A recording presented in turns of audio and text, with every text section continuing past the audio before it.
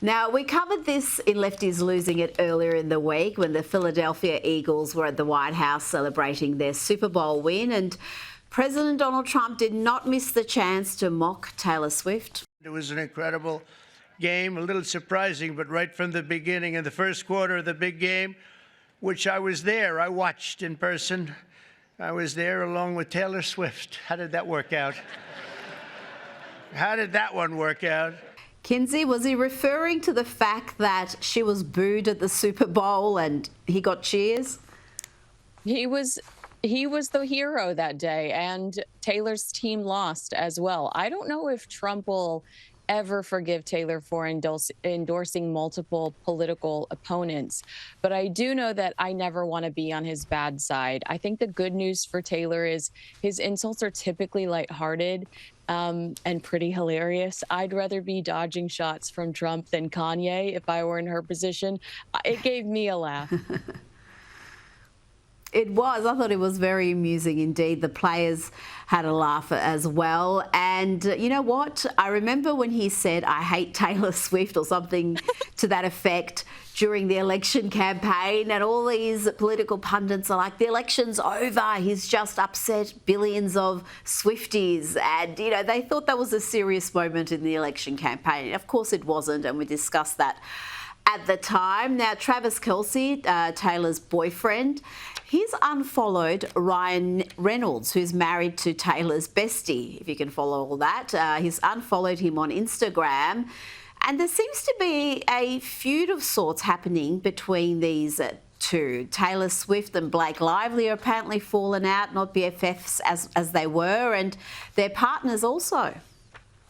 Oh, well, there's something more sinister being shared around the internet. Rita, I know you're shocked. But, you know, you and I both witnessed the relentless Taylor and Travis sightings of 2023 and 2024, which led to one of Travis's worst years professionally. Some are actually speculating that this story combined with the fact that we aren't seeing Travis and Taylor together anymore could mean that they've secretly split.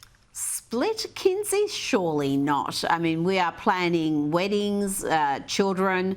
This is surely we're not going to have another split. And if there is a split, I think we need to have a best-selling album accompanying the news. Yeah, we are ready for that record, but no official word. I mean, I just can't believe that we haven't seen them very much in 2025 compared to what we saw in 2023 and 2024. It was oversaturation. It was overwhelming. And now you never see them together. And Travis is constantly playing with the boys.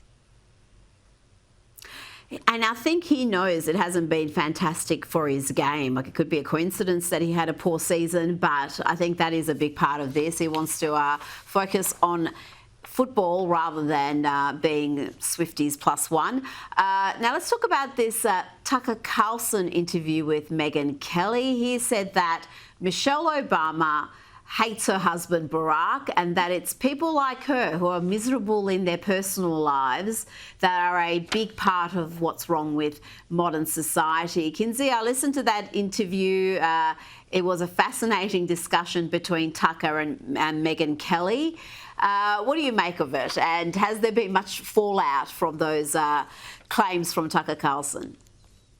I mean, I just watched Michelle do a Diary of the CEO or another podcast where she seems so dismissive of her husband. Tucker says there's nothing more destabilizing than an unhappy marriage. And that's why he believes Michelle's life exemplifies why it's so important to focus on your marriage. And he said but it's not just her. It's become kind of a cultural thing, a whole class of people who are afflicted with the same restlessness and rage and emptiness, and that they're the ones that are wrecking our society. And I do think that it's important that, you know, if you are married, you focus on continuing to keep the love alive. Well, you know what? What he said isn't that dramatic. If you've listened to what she has said, you mentioned that latest podcast, but even on her own podcast, she's talked about having unhappy periods in your marriage up to a decade, which took a lot of people by surprise. And just about everything she says about her marriage, about Barack himself, is negative. So I don't think she should be shocked that people are perceiving that there's issues in that marriage. Now let's go to Meghan and Harry. There would never be issues in that little union. Insiders at Netflix are saying that Meghan Markle is being completely ignored by the executives there. What's going on?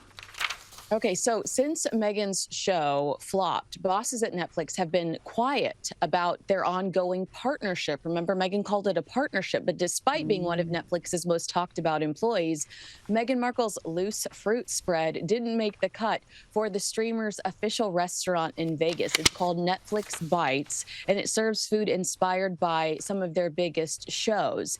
Like Bridgerton-themed items, Regency tea designed by Lady Whistledown herself. You got fake royals.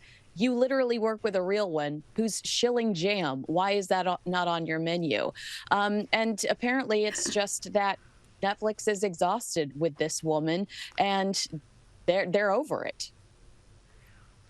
Well, they've paid a lot of money for very little in return. There has been a very poor decision indeed by Netflix to invest so heavily in this couple. And on Harry and Meghan, a royal insider has told Page Six that Meghan hates the royal family. She doesn't like the UK, and yet she continues to talk about her royal titles and use them for personal gain. The Sussexes agreed not to use those titles as part of their negotiations with the late Queen when they were leaving the family, being working royals.